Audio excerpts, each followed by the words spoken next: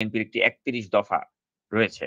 যে ৩১ দফার উপর ভিত্তি করে তারা আগামীতে রাষ্ট্র ক্ষমতায় আসলে এই দেশটার একটা আমূল পরিবর্তন তারা করতে চায়। তো যেহেতু আমাদের শেষ প্রশ্নটা সবসময় থাকে বিএনপি কেন্দ্রিক, তাই আমি আপনার কাছে জানতে চাই যে এই যে বিএনপিকে নিয়ে যে নানা ষড়যন্ত্র হচ্ছে, আপনি কি মনে করেন যে বিএনপি ষড়যন্ত্রগুলোর আসলে মোক্ষম জবাব দিতে পারছে বা বিএনপি তাদের স্ট্র্যাটেজিক্যালি যে ধরনের ডিসিশন নিচ্ছে সেগুলো সঠিক হচ্ছে বা তাদের যে ৩১ দফা এটিও আপনি মনে করেন আসলে এটা নিয়ে আমরা কতটুকু আশাবাদী হতে পারি? এই সবগুলো বিষয় নিয়ে আমাদের আপনার কাছে শেষ প্রশ্ন আজকের অনুষ্ঠানে। ধন্যবাদ নাজমুস সাকিব। এই প্রশ্নটি খুবই গুরুত্বপূর্ণ এজন্যই যে বিএনপির রাজনীতি আগামী দিনের সম্ভাবনা এবং তাদের পথ চলাটা কোন পথে যাচ্ছে এবং সেটি কতটুকু পজিটিভ, মানুষ কিভাবে নিচ্ছে এবং মানুষ বিএনপির রাজনীতিটাকে কিভাবে গ্রহণ করবে এবং সেই গ্রহণ করার জন্য বিএনপি আদৌ কাজ করছে কিনা। এবং মানুষের মধ্যে কিন্তু অনেকেই দেখবেন যে বিএনপির অনেক কাজগুলোকে, পজিটিভ কাজগুলোকে মানুষ চোখে দেখে না অনেক সময়। যারা আলোচনা সমালোচনা করে তারাই প্রায় বলতে থাকে ৩-৪ টি কথা বলে বিএনপির বিরুদ্ধে। একটি বলে বিএনপির অনেক নেতৃত্বের কথাবার্তাগুলো ঠিক হচ্ছে না, এলোমেলো কথা বলছে। তারা আ স তারা বুঝতে পারছে না কখন কি বলতে হবে এবং তারা এত বড় একটি রাজনৈতিক দলের নেতার সংখ্যা আপনি অনেক। আপনি কাকে বড় নেতা বলবেন, কাকে ছোট নেতা বলবেন? শত, শত নেতা যে একটা উপজেলা লেভেলের লিডার সেও কিন্তু অনেক সময় জাতীয় লিডারের ভূমিকা রাখছে এবং বলছে। ফলে বৃহৎ সংখ্যক লোক থাকলে কি হয়? ভুল সংখ্যা বেশি বাড়ে। এবং বৃহৎ রাজনৈতিক দল হলেও ভুল বাড়ে। ফলে ১-২ টি ভুলটি এত বেশি মাত্রায় মানুষের দৃষ্টিতে চলে আসে, মনে হয় যেন পুরো দলটাই সবাই ভুল করছে। কিন্তু আপনি দেখেন প্রায় ২ বছর আগেই ২৩শে জুন ২০২৩ সালের এ তখনই সংস্কার প্রস্তাব নিয়ে এই এ এই যে ১৯ দফার পরবর্তীতে খালেদা জিয়ার 2030 ভিশন, তারপরে একটি ২৭ টি দফা প্রণয়ন করা হয়। তারপরে এটাকে পরিসরটা বাড়িয়ে অ্যামেন্ডমেন্ট করে আরো কয়েকটি দফা যুক্ত করে ৩১ দফা নিয়ে বিএনপি মাঠে ব্যাপকভাবে কাজ করে। এখন এর বিরুদ্ধে যদি আমি কথা বলতে চাই, হ্যাঁ, অনেক দফা মানুষ মনে রাখতে পারে না। হুম? মানে যদি বিএনপি বলে যে হ্যাঁ, আ এই জনগণের দেশ, জনগণের হাতে মালিকানা দিয়ে দিব, রাষ্ট্রের মালিকানা। একটি লাইন কিন্তু মানুষকে অনেক বড় মেসেজ দিয়ে দিবে। যদি বিএনপি বলে যে না, আমরা এই বাংলাদেশের অধিকাংশ মানে যুবগোষ্ঠী এই যে ডেমোগ্রাফিক ডিভিডেন্ডটা আমরা সুযোগ নিতে চাই, সেখানে বেকারত্ব দূর করার জন্য কাজ করার পাশাপাশি সেই হাসিনা সরকারের মতন ঘরে, ঘরে চাকরির কথা বলব না। কিন্তু আমরা আমাদের এই বেকারত্বটাকে এমন একটি পজিটিভ জায়গায় নিয়ে যাব, যারা বেকারত্ব ঘুচাতে পারবে তারা বেঁচে গেল, যারা পারবে না তারা বেকার ভাতা পাবে। মানে বেকার ভাতার বিষয়টা খুব স্পষ্ট। তখন হাজার, হাজার যুবকের মধ্যে একটা অনুভূতি কাজ করবে। যে আসলে বেকার ভাতার বিষয়টা তো বিএনপি খুবই স্পষ্ট করেছে। বিএনপি যদি স্পষ্ট করে দেয় যে ঠিক আছে, আমার কোন ব্যক্তি দুর্নীতি করার সাথে, সাথে ৩ ঘন্টার মধ্যে ১ ঘন্টার মধ্যে তার অ্যাকশন নেওয়া হবে। কোন ব্যক্তির বিরুদ্ধে দুর্নীতির অভিযোগ যদি প্রমাণিত হয় যে হ্যাঁ, সে দুর্নীতি করেছে, ১০ টি টাকা কোত্থেকে উপঢৌকন নিয়েছে, তাকে ১০ মিনিটের মধ্যে আমরা সিদ্ধান্ত নিয়ে এবং ৩ ঘন্টার মধ্যে ব্যবস্থা করে মানুষের কাছে প্রচার করব। মানুষ কিন্তু অস্থির হয়ে যাবে। মানে ২-৪ টি কথা বললেও হয় কিন্তু বিএনপি আরো একটু দীর্ঘমেয়াদী পরিকল্পনা করার চেষ্টা করেছে। এবং সেই চেষ্টাগুলা আমাদের আমরা এটাকে তোতা পাখির মতো বলার চেষ্টা করি। তোতা পাখির মতো বললে মানুষের মুখে আসবে, মাথায় হয়তো ঢুকানো যাবে কিছু, কিছু মানুষকে। কিন্তু এই অন্তরের মধ্যে একদম কলিজার মধ্যে ঢুকাইয়া দেওয়া, সেটা একটু কঠিন হবে। সেটা কঠিন কেন হবে? সেটা কঠিনটা সহজ করার জন্য এই ৩১ দফার প্রত্যেকটি পার্টের এক্সিকিউশনটা কিভাবে ধরেন বাস্তবায়ন হবে, সেই বাস্তবায়নের জায়গাগুলা আমাদের কাজ করতে হবে। তাহলে বিএনপি কাজ করছে কিনা? বিএনপি তাহলে ১ম ধাপে ৩১ দফা বলেছে যে হ্যাঁ, এবং যেটি আপনি লক্ষ্য করবেন এই সংস্কারের যত বিষয়ে সরকার করছে, অনেকগুলাই কিন্তু বিএনপি আগেই বলেছে। এবং বিএনপির কাছ থেকে হয়তো নেয়াই। সরকারও যদি বলত যে ভাই, আমরাই তোমাদের কাছ থেকে এগুলো নিয়েই কিন্তু তোমাদের স্বপ্নগুলোই কিন্তু পূরণ করছি। তাহলে আরো ভালো হতো। কিন্তু ক্রেডিট দিতে চায় না যে কেউ কাউকে। প্রবলেম তো হচ্ছে এই জায়গায়। এই ২০২৩ সাল, তখন তো জুলাই বিপ্লব হয় নাই। অনেক আগেই এটি প্রণয়ন হয়েছে। কিন্তু সরকার যদি বলত যে এখান থেকে তো আমরা অনেক কিছুই নিয়ে নিয়েছি এবং যার অধিকাংশই বাস্তবায়ন হচ্ছে, সেই বাস্তবায়ন যদি ১ম দফায় বলি, হ্যাঁ, আমরা তো যেটা বলতে চেষ্টা করেছি সাংবিধানিক সংস্কার। সেই সংস্কার এই কাঠামো আমরা রাষ্ট্র কাঠামোর জন্য সাংবিধানিক সংস্কার কমিশনই গঠন করেছি। এখন আসো তোমাদের ১ম দফা নিয়ে আমরা কাজ শুরু করছি। তাহলে এই ১ম দফা নিয়ে আমরা বিএনপির ১ম দফা নিয়ে আমরা কাজ শুরু করি। তাহলে সরকার উইথ বিএনপি এবং অন্যান্য পলিটিক্যাল পার্টিকে সবাইকে নিয়ে কাজ হয়ে যেত। কিন্তু কেন হয় না? আমাদের মধ্যে কিছু ইগো কাজ করে। এবং যে ইগো কাজ করে, আপনার এই প্রশ্নটি এমন যে আমাকে একটু সময় নিতে হয়। কিন্তু যদি পয়েন্টে পয়েন্টে বলি যে আমাদের বললে অনেক ভালো হবে, তাহলে জনগণের কাছে মেসেজ চলে যাবে। কারণ ৩১ দফা জনগণ শুনতেছে, শুনতে শুনতে মাথা থেকে বের হয়ে যাচ্ছে। ওই ডক্টর ইউনূস সাহেবের বক্তৃতার মতো যদি হয়ে যায়, অনেক কথা উনি নিয়ে আসছেন, অনেক ইম্পর্টেন্ট কাজ উনি করেছেন, সেটা হয়তো আসে না। আমরা যদি পয়েন্টে ধরেন, আমরা একটা প্ল্যান করেছি যে আমরা ৩১ দফা ৩১ জন অ্যাম্বাসেডর তৈরি করে ৩১ টা ধাপে ৩১ টা জায়গায় কাজ করে দিচ্ছি, যে ৩১ টা মডেল এরিয়া হবে। ধরেন ওই মডেল এরিয়ায় ধরেন এখানে আমরা চাচ্ছি কি, মনে করেন যে দফায় আপনি চলে আসেন যে আমরা কোথায় কৃষি খাতে একটা ক্রয় কেন্দ্র আনতে চাই। কৃষকের ধরেন ন্যায্য মূল্য নিশ্চিত করতে চাই। সেটা দফা কততে? ২৭ নম্বর দফায় আছে।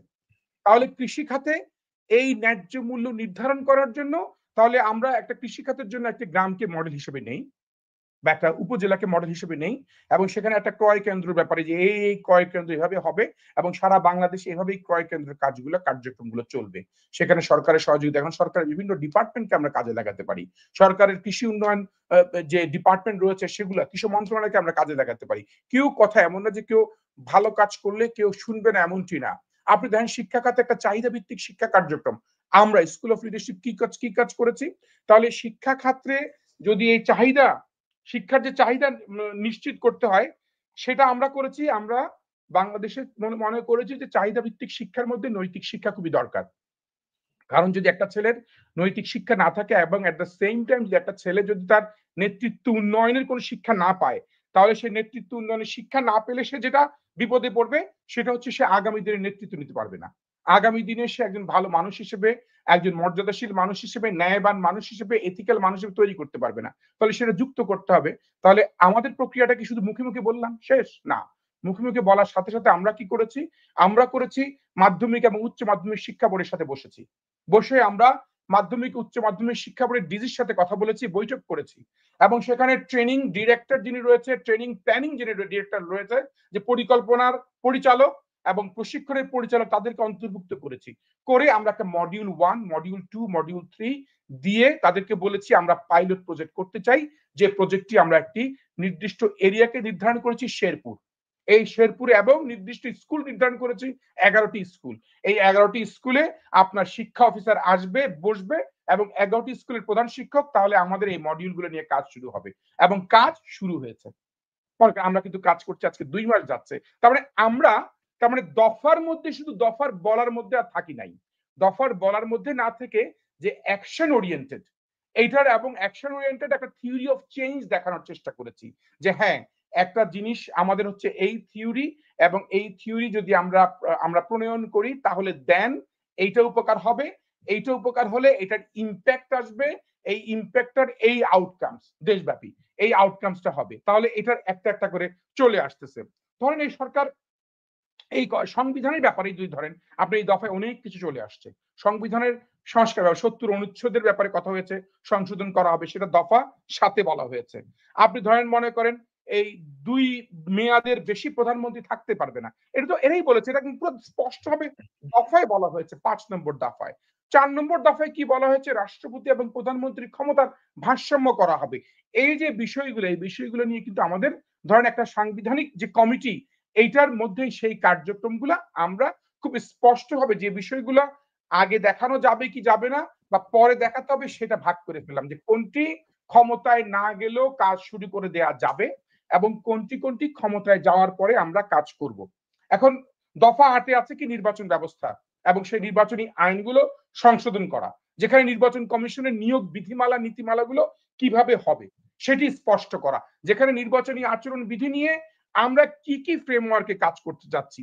ধর নির্বাচনী বিশেষজ্ঞ যারা রয়েছে, তাদেরকে, যারা নির্বাচন নিয়ে কাজ করে, যারা নির্বাচন দীর্ঘদিন ধরে করেছে, যারা মাঠে নির্বাচন প্রক্রিয়া জানে, সেটি নিয়ে আমরা তাহলে ডিবেট, আলোচনা, পর্যালোচনা করে আমরা কাজগুলো করতে চাই। সেটা কিন্তু ৩১ দফায় খুব স্পষ্ট করে লেখা আছে। এবং শুধু তাই না, এই সরকার মানে বিশেষ করে ৩১ দফার মধ্যে যেগুলো রয়েছে, সেগুলো যেমন সুপ্রিম জুডিশিয়াল কাউন্সিল গঠনের করার ব্যাপারে, স্বাধীন বিচার কমিশন গঠন করা এবং বিচারপতি নিয়োগ আইন সহ সে, এবং প্রশাসনিক সংস্কারের কথা স্পষ্ট লেখা আছে ১১ নম্বর দফায়। এবং এই প্রশাসনিক সংস্কার এমন না যে ডক্টর ইউনূস সাহেব করছে না, সেই ডক্টর ইউনূস সাহেবের এই কার্যক্রমগুলোর সাথে আমরা যুক্ত হয়ে যাওয়ার প্রক্রিয়া করা দরকার ছিল। সেখানে ক্রেডিট গুলো ইউনূস সাহেব পাবে না বিএনপি পাবে, সেটা ইম্পর্টেন্ট ছিল না। সেই ক্রেডিট গুলো যেই পাক সেটি রাষ্ট্রের জন্য কতটুকু কার্যকর সেই দেয়ালটা আমরা কেউই ভাঙি না। আমরা কেউই ভাঙতে চাই না বলেই আজকে সবচেয়ে বড় সমস্যা। হ্যাঁ, সরকার বলছে মিডিয়া কমিশন গঠন করেছে। মিডিয়া কমিশনে যেটা সেটা তো স্পষ্ট গণমাধ্যমের স্বাধীনতার জন্য করা হয়েছে। এটা তো স্পষ্ট আরো আগে ২.৫ বছর আগে বিএনপি দিয়েছে। সেটা কত নম্বর দফায় ১২ নম্বর দফায় স্পষ্ট করেছে মিডিয়া কমিশন গঠন করা হবে।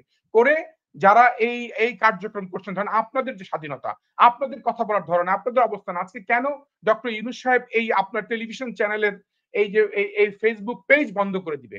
কেন আপনার সাকিব কর্নার এই রিপোর্টিং করে আপনার স্ট্রিম লাইভ স্ট্রিম বন্ধ করে দেওয়া হবে? কেন? তাহলে মিডিয়া কমিশনের সাথে একটা কনফ্লিক্ট হয়ে গেল না তাদের আশার সাথে? সেই বিষয়গুলোই বিএনপি অ্যাড্রেস করার চেষ্টা করেছে। বিএনপি ১৩ দফায় বলেছে ন্যায়পাল নিয়োগ করা হবে। তাহলে এই ন্যায়পাল নিয়োগের ব্যাপারে এই সরকারও কথা বলতে পারতো। হ্যাঁ ভাই, বিএনপিও চায়, আমরাও চাই, চলো ন্যায়পাল নিয়োগ করি। ১৪ নম্বর দফায় ধরেন এই যে গুম কমিশনের ব্যাপারে উনি প্রায় ৫ মিনিট বক্তব্য দিয়েছে ডক্টর ইউনূস সাহেব। ৫ মিনিট গুম কমিশন নিয়েই কথা বলেছেন, কোথায় কাজ। তাহলে গুম কমিশন নিয়ে তো কথা বলেছেন। ১৪ নম্বর দফায় খুব স্পষ্টভাবে বিএনপি সেটি উচ্চারণ করেছেন উনি একবারও। বলতে পারতেন যে মানবাধিকার নিশ্চিত করার জন্য গুম খুনের অবসান করা হবে এবং গুম খুনের অবসান শুধু মুখে করলেই হবে। এখনো কি মানুষ খুন হয় না? এখনো মানুষ প্রতিপক্ষের শিকার হচ্ছে না? এখনো স্টেট স্পন্সর্ড অনেক ঘটনা ঘটে না? তাহলে সেই ঘটনাগুলো কেন ঘটছে? আসেন সেই সমাধানগুলো আমরা করি। সবচেয়ে বড় ইম্পোর্টেন্ট জিনিসটা কিন্তু এসেছে এই দফার মাঝামাঝি ১৫ নম্বর দফায়, যেমন একটা অর্থনৈতিক সংস্কার কমিশন গঠন করা। যেখানে আমাদের এই যে অর্থনৈতিক মুক্তি, ইকোনমিক ইমানসিপেশন এর কথা বলি, এই অর্থনৈতিক মুক্তির গানে ডক্টর ইউনূস সাহেব তো একটা ভালো ভূমিকা রাখতে পারত। উনি একটা বড় অ্যাক্টর হতে পারত। এবং এই দফাটারই উনি বড় মডেল হতে পারত যে ঠিক আছে, আমি একজন অর্থনীতিবিদ হিসেবে আমি জানি যে কিভাবে অর্থনৈতিক সংস্কার কমিশন আমি একটা জায়গায় আজকে কনসেনট্রেট করি। আচ্ছা, আমি বাদ দিলাম ধর্মীয় স্বাধীনতার আরো অনেক কথা রয়েছে। জ্বালানি খাতে ১৮ দফায় রয়েছে এবং ১৯ দফায় তাদের রয়েছে ইন্টারন্যাশনাল রিলেশন। কিভাবে এই যে ভারতের সাথে আমাদের সম্পর্কের জায়গাটা কোথায় হবে? আমরা আমরা প্রভুর সম্পর্ক, প্রভু দাসত্বের সম্পর্ক রাখবো, না একটা স্টেট টু স্টেট বন্ধুত্বের সম্পর্ক রেখে আমরা আমাদের কার্যক্রম করবো, না আমাদের উপর চাপিয়ে দিবে? এই বিষয়গুলো স্পষ্ট করার জন্য রাজনৈতিক ঐক্যমত ছাড়া কোনোভাবেই সম্ভব না। যেখানে ২০ দফায় একটা প্রতিরক্ষা খাতকে ঢেলে সাজানো, যেখানে বিতর্কে ঊর্ধ্বে থাকা, উনি কি বিতর্কে ঊর্ধ্বে রাখতে পেরেছেন? যদি ৩১ দফাটাই পড়েছেন কিনা আমার কাছে মনে হয় যেন ডক্টর ইউনূস সাহেবের পড়া উচিত ছিল প্রত্যেকটি, এবং সেগুলোকে মাথায় রাখা দরকার যে আমি প্রতিরক্ষা খাতে কাকে রেখেছি যেটা বিতর্কের ঊর্ধ্বে থাকে না, কাকে দায়িত্ব দিয়েছি সেটা বিতর্কের জন্ম দিয়েছে, কাকে দায়িত্ব দিয়েছি উনি প্রতিরক্ষা খাতে বোঝার কোনো কারণ নাই যে উনি প্রতিরক্ষার সাথে যুক্ত ব্যক্তিই ছিল না। তাহলে সেটা আমরা বিতর্কে রাখতে পারছি কিনা?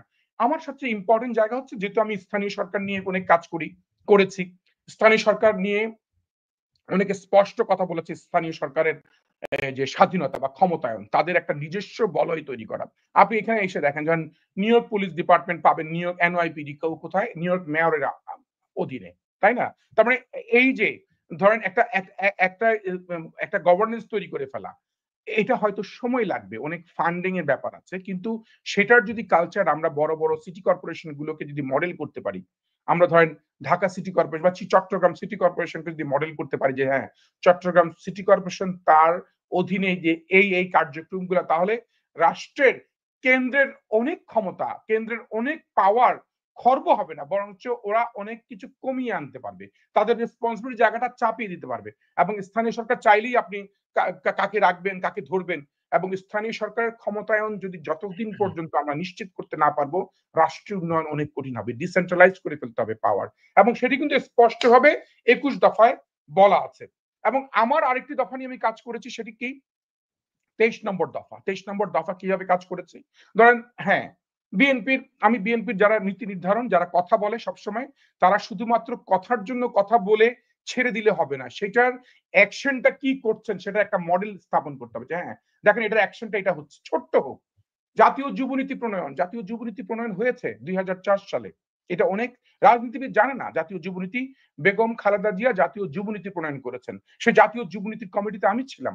এবং জাতীয় যুবনীতি, যুব উন্নয়ন অধিদপ্তরের সাথে এবং প্রান্তিক যুবগোষ্ঠীদেরকে কিভাবে এই যে মেইনস্ট্রিমের যারা যুবক, যাদের ধরেন প্রশিক্ষণ আজকে বাংলাদেশের মৎস্য চাষ, কৃষি খামার, গরু মোটাতাজাকরণ, ছাগল পালন, সেলাই কার্যক্রম, খাদ্য উন্নয়ন, খাদ্য কার্যক্রম, রেস্টুরেন্ট, রেস্তোরাঁ, ব্যবসা, এই যে যুবকদেরকে ব্যাপক একটি অর্থনৈতিক উন্নয়নের এই বড় চেনের মধ্যে নিয়ে আসা যুব কার্যক্রম, সেই যুব কার্যক্রমগুলো আমরা কিভাবে উন্নয়ন নীতিমালার পাশাপাশি হ্যাঁ, আমরা তো শুধুমাত্র যুবকদেরকে ৩ টা জায়গায় ডিরেকশন দিই। তোমাদের বয়সসীমা আমরা বাড়িয়ে দিব বা চাকরির সুযোগ করে দিব, সরকারি চাকরির কথা বলি। ভাই এত তো আমাদের তো লিমিটেড সরকারি চাকরির স্কোপ। কিন্তু আমাদের ভাবতে হবে ব্যাপক মানুষের, যে ব্যাপক যুবকদের। সেখানে এমন যুবকও রয়েছে যে হয়তো হয়তো সে তার নিজের স্বাক্ষর জ্ঞানী রয়েছে। তার কথা ভাবতে হবে। সে তো আর চাকরির কথা চিন্তা করে না। সে তো সরকারি চাকরি পাবে সে ভাবেও না।